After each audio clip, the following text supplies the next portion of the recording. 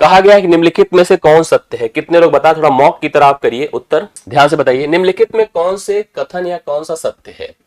7 is the factor of 91। Factor मतलब गुणनखंड, जो उस संख्या को डिवाइड कर सकता है। मुझे बताओ, क्या 91 को 7 डिवाइड नहीं कर सकता है? 13 7 91 बिल्कुल कर सकता है। यस, कर सकता है।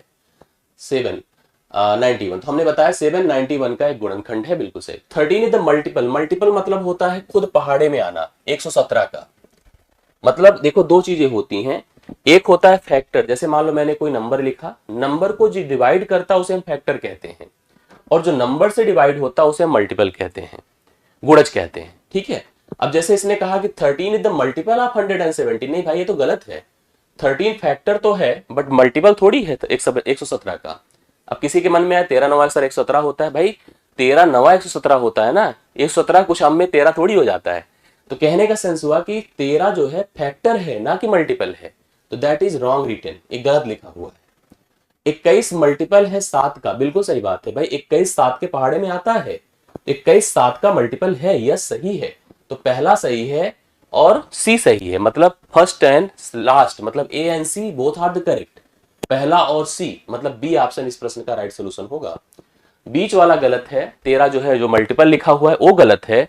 बाकी पहला और अंतिम मतलब ए और सी आपके इस क्वेश्चन का करेक्ट हल है, आप इसको उतार सकते हैं। आपको क्लियर हो रहा होगा। कंफ्यूजन रहे तो आप तुरंत बताओ, और मैं चाहता हूं मॉक की तरह आप करिए, खुद से उत्तर दीजिए, कमेंट आप लोग इंप्रूव करिए, मतलब आप कमेंट करके हमें बताते चले। ये सबसे वैलिड होता है, सबसे अच्छा होता है, और हम भी इसको लेकर एक्टिव रहते हैं ज्यादा अच्छी तरह से। अब जैसे इस क्वेश्चन की बात किया जाए तो इट्स वेरी गुड क्वेश्चन, मतलब आपको क्लियर होना चाहिए, बताना चाहिए आप लोगों को खुद ही। मैं 100 के आधे से ज्यादा हूं। 100 का आधा क्या होता है? हाफ। 100 का 50 होता है। इसने कहा कि I am a number, I am greater than the half of 100। मैं 100 के आधे से ज्यादा हूं, मतलब आप 50 से बड़े हो, 50 से ग्रेटर हो। मैं दहाई से अधिक, और मैं देखो क्या लिखा है, मैं दहाई से अधिक और 6 दहाई से कम हूं। मैं दहाई से अधिक और 6 दहाई से कम हूं। आई am greater than half of 100, I am more than 5, ये लिखा है गलत थोड़ा सा, मैं 5 दहाई लिखना चाहिए था। मैं I am greater more than 5 tens and less than 6 tens, मतलब मैं 5 दहाई से ज्यादा और 6 दहाई से कम हूं। मतलब मैं 5 दहाई से ज्यादा मतलब मैं 50 के ऊपर और 60 के बीच में हूं। ये हो गई बातें। भाई हम 100 के आधे से ज्यादा हैं, तो 5 दहाई से ज्यादा और 6 दहाई से कम है, मतलब 50 और 60 के बीच में है। आगे बढ़िए। अब हम कंफ्यूजन तो मतलब सेट तो हमारी कई चीजें हो गई। मेरा इकाई का अंक दहाई के अंक से 3 कम है। मेरा जो यूनिट प्लेस है, जैसे हम नंबर लिखेंगे ए और बी, तो यह नंबर आपको पता है कि 100 के आधे से ज्यादा अर्थात 50 से ज्यादा है, 50 से ज्यादा लेकिन 60 से कम है। मेरा जो इकाई का अंक है दहाई के अंक से 3 कम है। मेरा इकाई का अंक दहाई के अंक से 3 कम है। मैं कौन हूं आप बताओ? 51। सब देखो, सबकी स्थिति सोचा जाए तो they all are the greater than 50 and also less than 60, मतलब सारी स्थिति फॉलो कर रहे हैं। बट इकाई का अंक दहाई से 3 कम है, इसमें तो 4 कम है, इसमें 3 कम है। अगर 52 को सोचो तो यहां पर इकाई दहाई से 3 कम है, ये ज्यादा है, ये भी ज्यादा है, तो सी और डी हो नहीं सकता, ये किसी हालत में नहीं है। बी इस प्रश्न का राइट सोल्यूशन है 52। ग्रेटर देन 100 लेस देन 60, इकाई का नंबर जो 2 है दहाई के 5 से क्या है बताइए? यहां पर दहाई के 5 से 3 कम है। देखिए मेरा इकाई का अंक दहाई के अंक से 3 कम हो, मेरा नंबर, मेरा मान 52 है, तो बी ऑप्शन इस प्रश्न का हल है। क्लियर हो चुका है? कितने लोगों को समझ में आई बातें? अगला क्वेश्चन देखिएगा जो मैं आपको करा रहा हूं। अगला प्रश्न, निम्नलिखित विशेषताओं की वाली गुप्त संख्या को ढूंढिए। एक सीक्रेट नंबर हम लोग को फाइंड करना है जो कुछ कंडीशंस रख रहा है, और कंडीशंस देखिए यहां पर प्रेजेंट की गई हैं। हमें उस सीक्रेट नंबर को यहां पे जो ऑप्शंस दिए गए उनमें से फिक्स करना है।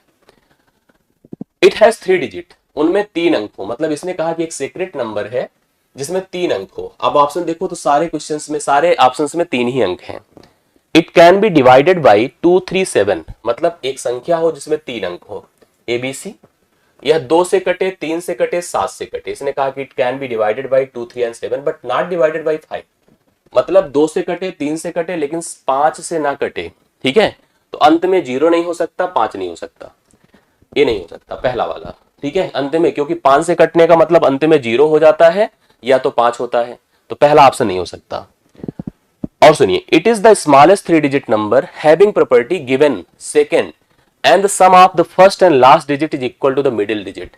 यह सबसे छोटी 3 अंक की संख्या जो दिए गए ऑप्शन से जिसमें सेकंड में से दी गई विशेषता हो, मतलब जो दूसरी विशेषता है, और पहले और आखिरी अंक का जोड़ बीच का अंक के बराबर हो। अब आप उठा लीजिए सभी प्रश्नों को, जैसे ऑप्शंस के हिसाब से देखिए, मेरे पास 231 है, 231 है। मैं आपको बता दूं, चेक करिए, क्या यह 2 से कट रही है? नहीं कट रही है। पहली चीज तो आप ध्यान से देखो, अंत में, क्योंकि 2 से कटने के लिए किसी भी संख्या के अंत में 0 हो, 2 हो, 4 हो, 6 हो, 8 हो, 0 नहीं ले सकते, तो इनमें से कोई ना कोई होना चाहिए। मतलब पहला ऑप्शन तो हटा था 5 की वजह से, दूसरा ऑप्शन क्योंकि सम संख्या नहीं थी, हटा दीजिए, क्योंकि यह 2 से नहीं कटेगी। अब तीसरा ऑप्शन देखिए, 132 लिखा है, 132 यह 2 से कट रहा है। 3 से कट रहा है क्या? 3 से कटने के लिए हमें अंकों का जोड़ करना है, 3 2 5 1 6, हाँ कट रहा है। 2 से भी कट रहा है, 3 से भी कट रहा है। 7 से चेक करिए, 7 1 के 7, 7 6 13, इस 7 से लेकिन नहीं कटेगा। 7 से चेक करके देखिए, 7 से नहीं कटेगा। अब लास्ट में बचा 462, 2 से कट रहा है, हाँ कट रहा है। 2 से, 3 से कैंसिल हो रहा है, 6 2 8 4 12, बिल्कुल कट रहा है। 4 से, 7 से देखो, 7 6 42, 7 6 42, बिल्कुल 7 से भी कट रहा है। 5 से नहीं कट रहा है, 5 से नहीं कट रहा है, और यह 3 अंक की संख्या है। और सबसे इंपॉर्टेंट बात यहां ध्यान से देखिए कि किनारे, मतलब इकाई और दहाई के अंकों का जोड़ बीच के अंक के बराबर है। इसका मतलब हम लोग डी ऑप्शन इसमें प्रेफर करेंगे, 462 राइट सोल्यूशन होगा। 462 करेक्ट हल है, आप लोग सही कर लो इसको। तब तक मैं इधर थोड़ा मॉनिटर सही कर देता हूँ। नोट कर लीजिए सभी लोग, किसी को डाउट हो तो प्लीज बता दें हमें, किसी को डाउट हो तो प्लीज बता दें। आपको क्लियर हो गया होगा 3 अंक की संख्या के बारे में, जो 2 से कट रही थी, 3 से कट रही थी, 7 से कट रही थी, लेकिन 5 से नहीं कट रही थी। मैंने एलिमिनेट किया पहले 5 से, क्योंकि अंत में 0 नहीं हो सकता। 2 से कटना है तो अंत में 2 4 6 8 में किसी ना किसी को होना चाहिए, इसलिए बी ऑप्शन नहीं हो सकता। अब बच रहा है 132 एंड 462। इसमें भी ध्यान देना हम लोग को यह है कि यहाँ पर जैसे आप 132 देख रहे थे, अच्छा एक कंडीशन जो दिया था कि इकाई और दहाई का जो योग हो, इकाई और सैकड़े का जो योग हो, किनारे किनारे का, वो बीच का अंक हो, इसमें भी लागू हो रहा है। देखिए 2 1 3 होता है, बट यहां पर यह संख्या 7 से नहीं कट रही थी, इसलिए मैंने सी को नहीं लेकर के डी को प्रेफर किया, क्योंकि वह 2 से कटेगी, 3 से, 7 से, 5 से नहीं कटेगी, और इस कंडीशन को भी फुलफिल कर रही है। तो डी ऑप्शन इस प्रश्न का राइट सोल्यूशन है। आशा करता हूं क्लियर हुआ होगा। और 13वां क्वेश्चन आपके सामने है, जो कि आपने उतार लिया है। 14 पर आइए, बढ़िया क्वेश्चन है, आप लोग फटाफट बता दीजिए। मेरे सामने एक नंबर दिया है 25351 और एक दूसरा दिया है 3255। इसने कहा है जो 2 अंक दिए गए हैं इनमें 5 के सभी अंकित, मतलब अंकित मींस होता है फेस वैल्यू, और स्थानीय मान मतलब प्लेस वैल्यू। 2 चीजें होती हैं, एक तो प्लेस वैल्यू और एक होता है फेस वैल्यू। जैसे आप एग्जांपल समझिए, आप अगर मुझे तलाश रहे हैं, तो आप मुझे अगर तलाश रहे हैं तो मेरे प्लेस वैल्यू की आपको आवश्यकता होगी। प्लेस वैल्यू का मतलब मेरा नाम और मेरा एड्रेस, ठीक है, तभी आप मुझे आइडेंटिफाई कर पाएंगे। फेस वैल्यू का मतलब केवल मेरा नाम। किसी भी संख्या में किसी अंक का जो स्थानीय मान होता है वह उस अंक और उसके स्थान पर निर्भर करता है। स्थान मतलब इकाई, दहाई, सैकड़े, हजार में आपकी पोजीशन क्या है और आपका टर्म क्या है, आपकी वैल्यू सिंबल क्या है, तो आपका स्थानीय मान क्लियर हो जाएगा। जैसे अभी हमने दशमलव की एक संख्या का किया, आप किसी भी संख्या में किसी अंक के स्थानीय मान के लिए उस अंक और उसके स्थान पर जाते हैं। जाति मान, जिसको आप अंकित वैल्यू, फेस वैल्यू कहते हैं, वह अंक स्वयं होता है। आपके पास इन दोनों संख्याओं में 5 की अवेलेबिलिटी खूब सारी है। अगर मुझे सभी 5 के स्थानीय मान को निकालना है, जैसे अगर मुझे इस संख्या की बात करनी है, इसमें 5 का स्थानीय मान देखना है, तो मैं यहां पर एक 5 देख रहा हूं। मैं हमेशा मानता हूं कि दशमलव के बाद संख्या 0 होती है, दशमलव की तरफ बढ़ता हूं। ऐसे सोचिए, इकाई है, दहाई है, सैकड़ा, हजार है, तो 5 के बाद 3 0 बढ़ा दीजिए और 3 अंक देखिए आपको दिख भी रहा होगा। इस 5 का स्थानीय मान आपको निकालना है, तो आप 5 के बाद 1 0 बढ़ाओगे तो 5 0 होगा। इस 5 के स्थानीय मान आपको निकालना है, तो 5 के बाद 1 0 होगा, इसका निकालना तो केवल 5 होगा। तो आपके पास लिखने को ये 50 फिर लिख दो, ये 5 लिख दो, इस सब स्थानीय मान हो गए। सब क्या हो गए? स्थानीय मान। आपको इस 5 का स्थानीय मान 5000, इसका 50, इसका 50, इसका 5 मिला, जोड़ दीजिए तो मेरे पास स्थिति हो गई ये। क्या हो गई? ये। बताइए सही कर रहा हूं? 5105। बट अगर हम लोग यहां पर फेस वैल्यू की बात करें तो प्रत्येक 5 का जो फेस वैल्यू है वो 5 खुद ही है। इसका भी कितने, अब चेक करो कितने 5 हैं। 1 2 3 4 कुल 4 बार तो 5 है, तो मतलब 20 इसमें जोड़ दीजिए आप। 20 जोड़ते ही 5100 कितना हो जाएगा 25। तो इस प्रश्न का राइट सोल्यूशन 5125 होगा, जो कि डी ऑप्शन में दिया गया है। मतलब आपको पहले स्थानीय मान सबके निकालने थे, ठीक है, स्थानीय मान निकालने थे सबके, प्लेस वैल्यूज जिसको आप कहते हैं, प्लेस वैल्यूज निकाल करके सबके जाति मान मतलब अंकित वैल्यू, या उसको हम लोग आंकिक मान कह सकते हैं, यहां पर हम फेस वैल्यू कह ही रहे हैं, ठीक है, जाति मान हिंदी में कहते हैं। आप सभी के जाति मान मानते हैं वह खुद ही होते हैं। तो ये लोग 4 बार हैं, तो 4 गुणे 5 अर्थात 20 इसमें और जोड़ दिया, तो राइट सोल्यूशन आपका डी ऑप्शन हो गया। यस, क्लियर हो गया सबको? कोई दिक्कत है तो बता दे। 14 question having the option D मतलब 5125 होगा, जो करेक्ट हल इस प्रश्न का बन जाएगा। अगला क्वेश्चन बोर्ड पे आ चुका होगा। 257 संख्या के द्विआधारी मतलब बाइनरी, ये देखिए बाइनरी डिजिट्स प्रस्तुतिकरण में कितने अंक होंगे। जैसे हम लोग जो नंबर सिस्टम यूज करते हैं, हमारा होता है डेसिमल, और हमारा जो बेस होता है वो 10 होता है, बेस हमारा 10 होता है। हम जो भी नंबर लिखते हैं ना वो 10 की बेस पर होता है। एक संख्या होती है जो कंप्यूटर यूज करता है, जिसको हम बाइनरी कहते हैं, इसमें बेस 2 होता है, इसका जो प्रेजेंटेशन इस संख्या का होता है 2 की बेस पर होता है। हमारे पास यूज करने के लिए हमारे पास 0 होता है, 1 होता है, 2 होता है, कुल मिला के 9 तक, 0 से लेके 9 तक अर्थात 10 डिजिट होते हैं। इनके पास केवल 2 ही डिजिट होते हैं, 0 होता है और 1 होता है, बस इसके अलावा कुछ नहीं होता है। हम किसी भी नंबर जो कि डेसिमल प्लेस वैल्यू के अकॉर्डिंग लिखा है लाइक 257, हमें अगर इसको बाइनरी में प्रेजेंट करना हो तो बड़े आराम से हम कर सकते हैं। करने का तरीका क्या होता है आप सुनिए। हम करने का जो प्रॉपर तरीका तो ये है कि आप 257 को 2 से भाग करते रहिए, 2 से भाग करते रहिए, 2 1 के 2, 2 दूना 4, 2 8 16। अब जैसे मान लीजिए यहाँ पर रिमाइंडर कितना जाएगा, 1 जाएगा। अब फिर इसको 2 से भाग करिए, 2 छंगे 12, 2 चौके 8, रिमाइंडर 0 हो गया। फिर 2 से करिए, 32 हो गया, 0 हो गया रिमाइंडर। फिर 2 से करिए, 16 हो गया, 0 हो गया। फिर 2 से करिए, 8 हो गया, 0 हो गया रिमाइंडर। फिर 2 से करिए, 4 हो गया, 0 हो गया रिमाइंडर। फिर 2 से करिए, दूना 4 होता है, 0 हो गया रिमाइंडर। फिर 2 से करिए, 2 1 के 2 होता है, ठीक है, 2 1 के 2 होता है और 0 हो गया रिमाइंडर। अंतिम में 2 से करिए, अभी यहाँ पर 1 होगा और यहाँ पर 0 जाएगा। मेरा कहने का मतलब आप इसको बाइनरी में करेंगे तो यहाँ से लिखा जाता है। और अंक बताइए, 1 2 3 4 5 6 7 8 9, कितने डिजिट का उपयोग किया, 9 का किया। तो कुल मिला के अगर हम बाइनरी लिखना चाहें तो 1 के बाद 0, इतने फिर 1, उल्टा लिखा जाता है। तो यह बाइनरी रिप्रेजेंटेशन हुआ और इसमें कुल 9 डिजिट का उपयोग किया गया। बट इस तरह से करना थोड़ा सा टफ होता है, आपको कंफ्यूज करता है समझने में। मैं इसका तरीका बताता हूं कि लिखा और कैसे जाता है, ठीक है। आप याद रखिएगा, जैसे मान लो हमें 257 दिया है, अब 2 के ऊपर पावर में 257 सबसे नजदीक किसके है। आपको पता है 2 की पावर 5 पर 32 होता है, 6 पर 64 होता है, 7 पर 128 होता है, 8 पर 256 होता है। 8 पर 2 की पावर 8 मतलब 2 का उपयोग कितनी बार हुआ, 8 बार, और 256 हो गया। बट एक बढ़ गया, एक बढ़ने से एक डिजिट और बढ़ जाएगा। 8 की जगह पर एक डिजिट और बढ़ करके यह कुल मिला के 9 डिजिट का उपयोग किया जाएगा। मतलब आप अगर 256 के अंदर होते, 128 के ऊपर होते, तो आपको 8 डिजिट का सामना करना पड़ता, ठीक है। ऐसे ऐसे टर्म सोचते हैं, जैसे मैं आपको समझा दूं, थोड़ा सा आप क्लियर कर लीजिएगा। जैसे मान लो अगर कोई संख्या हम लोग अगर बाइनरी में, जैसे हम डेसिमल में लिखते हैं तो 10 की पावर 0, 10 की पावर 1, 10 की पावर 2 का प्रयोग करते हैं।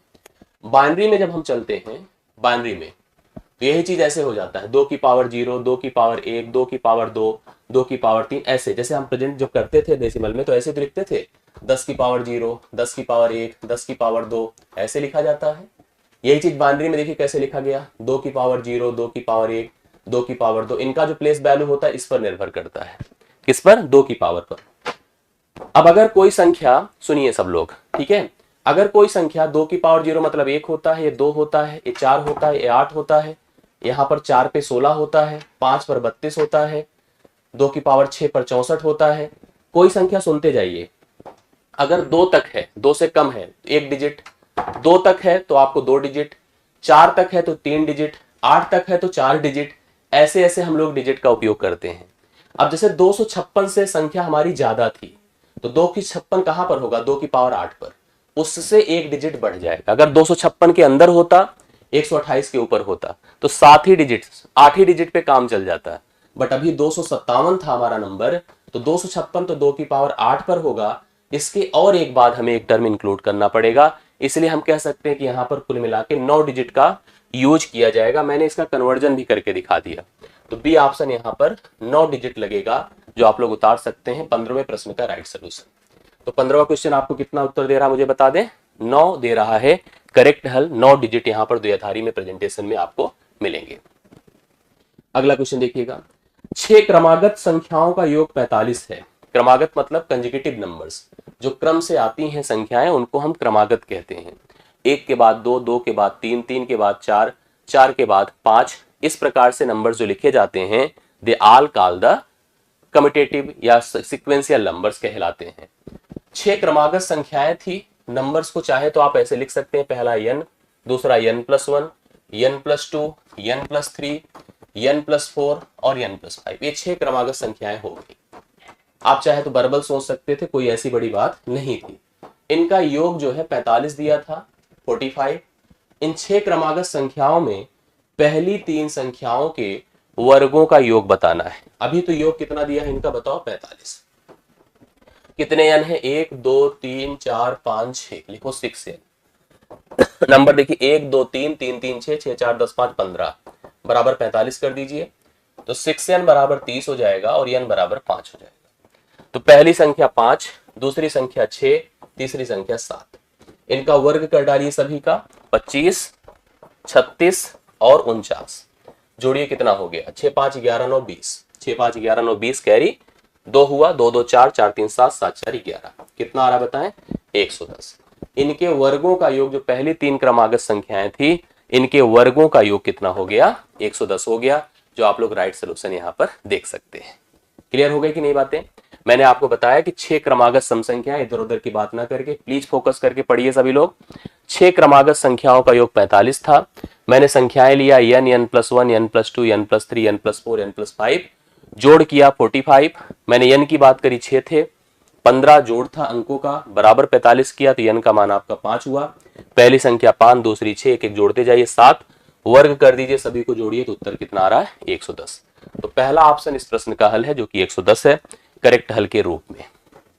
आइए अगला क्वेश्चन दिया जाए, 17 नंबर। एक स्कूल के सभागार, सभागार जो असेंबली होती है या ऐसा ऑडिटोरियम जिसको कह सकते हैं आप लोग, वहां पर 2/7 लड़कियां हैं। जब भी कभी इस तरह की बात की जाए कि 2/7 किसी स्पेसिफिक को डिनोट किया जाए, तो हम ये कह सकते हैं कि टोटल अगर 7 हैं, टोटल 7 हैं, मतलब boys and girls both are the same, तो 2 हैं गर्ल्स, 2 हैं लड़कियां। अगर कहा जा रहा है 2/7 लड़कियां हैं, that means it is saying that total from 7 they are the 2 girls. अगर 2 लड़कियां हैं तो लड़के कितने हो जाएंगे बताइए, 5 हो गए बॉयज। इस तरह को हमने जो यहां पर दिया गया इंफॉर्मेशन था, that can be written like this. अब इसमें एक और स्टेटमेंट दे रहा है, लड़कियों की संख्या लड़कों की संख्या लड़कियों की संख्या से 111 ज्यादा है। लड़के 5 हैं, लड़कियां 2 हैं। इस मतलब यहां पर कंपैरिजन के हिसाब से जो अंतर है दैट इज 3। इनका अंतर कितना है, 3, और एक्चुअल अंतर दैट इज 111। 3 की तुलना आप 111 से कर दो। आपसे बोला गया है कि विद्यालय के सभागार में कुल कितने लड़के हैं, मतलब हमें बॉयज बताने हैं। 3 का मान अगर 111 है तो we need to get the 5, हमें 5 निकालना है। कौन कौन हमें बता रहा है, प्लीज हमें उत्तर बता दे, भी आंसर नहीं आया किसी का। 3 से कम काटो इसको, 3 तिया 9, 3 सत्ते 21, 37 को 5 से गुणा करे, 5 सत्ते 35, 5 तिया 15, 3 18, 185 टोटल यहाँ पर लड़के हो जाएंगे, जो कि टोटल ऑडिटोरियम में लड़कों की संख्या है। अगर कहा जा रहा है कि 2/7 तो लड़कियां हैं, जिसमें लड़के लड़कियों से अगर 111 ज्यादा थे, अनुपातिक रूप से जो कंपैरिजन था उसके बिहाफ पर 3 का डिफरेंस था, गिवन डिफरेंस 111 था, तो फाइनली हम इसको कंपैरिजन के अकॉर्डिंग आंसर इसका कर सकते हैं। 185 the right solution. 17th question having the 185 with the right solution, that is in option number option number D correct हो गया। 18वां नंबर देखिए, 18th क्वेश्चन, बढ़िया नंबर है, बढ़िया क्वेश्चन है, आप लोग उत्तर दे सकते हैं। प्रश्न पूछा जा सकता है इस तरह का, विभाजन के प्रश्न में भाजक भागफल का 6 गुना है।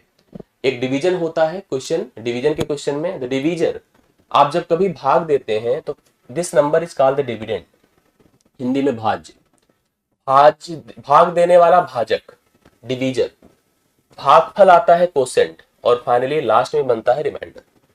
इनके बीच एक रिलेशनशिप जनरेट होता है और इस रिलेशनशिप को ऐसे एक्सप्लेन किया जाता है कि डिविडेंड मतलब भाज्य बराबर भाजक गुणे भागफल प्लस रिमाइंडर। मतलब आप कभी भी किसी संख्या को जब भाग देते हैं तो डिवीजर इंटू कोसेंट मतलब भाजक गुणे भागफल प्लस शेषफल बराबर डिविडेंड होता है। इस प्रश्न में हमसे कहा कि जो विभाजन का प्रश्न था, जो भाजक है मतलब डिवीजर है, भागफल का 6 गुना है मतलब कोसेंट का 6 गुना है, और शेषफल का 2 गुना है। शेषफल 6 है मतलब यहां पर अगर n है, भाग दिया जा रहा है, रिमाइंडर 6 आ रहा है। अब इसने हमसे कहा था वह भागफल का तो 2 गुना 6 गुना है लेकिन शेषफल का 2 गुना है, तो आप गुणे 2 कर दीजिए, तो इसका मान कितना हो जाएगा 12, मतलब भाजक आपका हो गया 12। क्योंकि इसका यह 6 गुना है, इसका 6 गुना है तो 6 से भाग करिए, 6 दूना 12 अर्थात भागफल हो जाएगा 2। आप समझ गए हैं, 2 का 6 गुना ही तो 12 है। अब आपको अगर इस n को पता करना है तो रूल के हिसाब से भाजक गुणे भागफल प्लस शेषफल, तो 12 गुणे 2 करिए प्लस 6 करिए, 12 दूना 24, 6 30 हो गया। तो सही उत्तर आपके इस प्रश्न का क्या हो गया बताइए? Option number A 30 is the right solution. Option number A 30 is the right solution, जो आप उतार सकते हैं, 30 करेक्ट हल होगा। ठीक है, तो आप इस तरह से सोचिए कि भाजक भागफल का 6 गुना था और शेषफल का 2 गुना था, और ऐसी कंडीशंस में आपने इस प्रश्न का हल बता दिया, जो आपका भाज्य बनकर आ रहा है, डिविडेंड बनकर आ रहा है। 18th question in option, that is option, the answer of this question is option A. Option A में इसका हल है। अगला क्वेश्चन आपके सामने आ रहा है, लिखा है 27720 के अभाज्य गुणनखंडों का योग बताना है। आपके पास एक नंबर दिया है, वो नंबर है 27720, that is the given number. We need to get the sum of its all prime factor. इसके जितने अभाज्य गुणनखंड है उनका जोड़ आपको बताना है। कैसे बताया जाएगा? इसके लिए आपको इसको फैक्टराइज करना पड़ेगा। 27720, 2 से मतलब पहली अभाज्य संख्या 2 होती है तो आप 2 से काटिए, 2 1 के 2, 2 3 6, 2 8 16, 2 6 12, 0 कर दीजिए। जब तक 2 से कटे काटो, 2 6 12, 2 9 18, 2 3 6, 0 हो गया। अभी भी कट रहा है, 2 3 6, 2 चौके 8, 2 6 12, 2 5, अब नहीं कटेगा। क्या 3 से कटेगा? चेक कर लीजिए, 4 3 7 6 13, बिल्कुल कटेगा। 3 1 के 3, 3 1 के 3, 3 5 15, 3 5 15, अभी भी कटेगा, चेक करो। 5 बिल्कुल कटेगा। 3 3 9 होता है, 2 11, 3 8 24 होता है, 3 5 15। अब 3 से नहीं कटेगा तो 5 से काटिए, 5 7 35, 5 7 35, 77 हो गया। 77 को आप फिर 7 से काटोगे, 11 बार जाएगा, 11 से काटोगे तो 1 बार जाएगा। इस संख्या के जो अभाज्य गुणनखंड हैं वो 2 की पावर 3 है, 2 का उपयोग 3 बार किया गया है। 3 की पावर 2 है, 3 का उपयोग 2 बार किया गया है। 5 की पावर 1 है, 5 का उपयोग 1 बार किया गया है। 7 की पावर 1 है, 11 की पावर 1 है। तो आपने संख्या का प्राइम फैक्टराइजेशन कर दिया। अब हमसे क्या पूछा है इसको ध्यान दीजिए। कभी कभी लोग कंफ्यूज हो जाएंगे, कहेंगे इसमें कई और चीजें भी पूछी जा सकती, total factor, sum of all factor, even factor, odd factor, ये सब पूछा जा सकता है, बट थोड़ा सा डिफरेंट होता है। हमारे यहाँ इसकी जो नीड है, जो इस प्रश्न में, इस क्वेश्चन की, वो क्या है कि सभी अभाज्य संख्याओं का गुणनखंड क्या बताना है? जोड़ बताना है। हमारे कितने प्रकार के अभाज्य संख्या है? 1 2 3 4 5, मतलब 2 है भले ही 3 बार है, 3 है भले ही 2 बार है, 5 है भले ही 1 बार है, 7 है और 11 है। आप इन सभी अभाज्य को जोड़ दो, 3 2 5, 5 5 10, 10 7 17, 11 क्या होता है? 28 होता है। तो पहला ऑप्शन इस प्रश्न का हल है, 28 राइट सोल्यूशन है। सभी अभाज्य संख्याओं का जोड़ अगर आप करोगे, क्योंकि अभाज्य संख्याएं वैल्यूज में ज्यादा है, जैसे 2 का उपयोग ज्यादा है, 3 का उपयोग ज्यादा है, बट हमसे ये थोड़ी कहा था कि सभी गुणनखंडों का गुणा या योग नहीं पूछा था।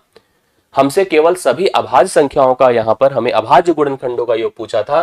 तो मैंने सभी फैक्टर्स के एक एक टर्म को लेकर के उनको जोड़ दिया, तो we have to answer 28, that is in option A. 19वें प्रश्न का करेक्ट है आपका ऑप्शन ए है। आई होप सबको क्लियर हुआ होगा। यस, चलिए आगे बढ़ा जाए। 19 हो गया। 20वां देखिए, एक प्रश्न इस टाइप का आता है, बहुत अच्छा होता है। यदि किसी संख्या, इसको खूब अच्छे से मन लगा के सुनिए, 899 से अगर मैं भाग करूं तो शेषफल 63 प्राप्त होता है। कोई एक नंबर था, उसको जब मैं 899 से भाग करता था तो कुछ बार जाता था मान लो x बार जाता था और शेषफल 63 प्राप्त होता था, ये रिमाइंडर होता था। कहा जा रहा उसी संख्या को अगर मैं 29 से भाग करूं 29 से, तो शेषफल कितना होगा। अब आप ऐसा प्रश्न देखिए तो पहली चीज सोचो ये नंबर होगा क्या। अभी मैंने इसका प्रोसेस बताया था। नंबर क्या हो जाएगा यार, 899 गुणे भागफल जो मान लो x है या a है, जो मर्जी आप सोचो, 899 a लिखो सीधा सीधा, या x लिखो, प्लस शेषफल, ये नंबर हो गया। इस नंबर को मैं 29 से भाग करूंगा, किससे, 29 से। अब हमको रिमाइंडर फाइंड करना है। हमारे पास दो टर्म हो गए, एक तो यह वाला, एक तो यह वाला। मैं इसका शार्ट भी आपको बता देता हूं। जैसे इसने कहा कि एक संख्या थी, 899 से जब भाग कर रहे थे तो शेषफल 63 आ रहा था। इसी संख्या को जब मैं 29 से भाग करूंगा तो शेषफल क्या आएगा। मैंने कहा वह संख्या पहले प्लान करो, अगर व्याख्यात्मक सोचना, एक्सप्लेनेशन इसका समझना है, तो वह संख्या 899 गुणे भागफल प्लस शेषफल हो जाएगी, डिवाइडेड बाई 29। अब 29 इसको काट के देखिए कट जाएगा, मतलब इसको भाग करने पर शेषफल 0 आएगा। आप 29 से डिवाइड कर दो 899 को, कट जाएगा। तो ले देकर मुझे 63 को ही डिवाइड करना है। 29 दूना 58 होता है, 58 5 63 होता है, तो बचा रिमाइंडर 5। इस प्रश्न का उत्तर आपको 5 मिलेगा। मैं आपकी जानकारी के लिए बता दूं, कभी भी अगर इस तरह का प्रश्न आए, पहला भाजक 899 है, दूसरा भाजक 29 है, आप 29 से 899 को डिवाइड करके देखिए कट रहा है, तो तुरंत इस 29 से जो प्राप्त शेषफल है, क्योंकि यही बचेगा, इसको भाग करके देखिए, जो शेषफल आए वही आपका हल हो जाएगा, वही आपका सही उत्तर हो जाएगा। तो ऐसे प्रश्न आपको मिलेंगे तो आप बिना किसी कंफ्यूजन के उत्तर आराम से दे सकते हैं। 5 इसका हल होगा, 5 इस प्रश्न का राइट सोल्यूशन होगा। क्लियर है।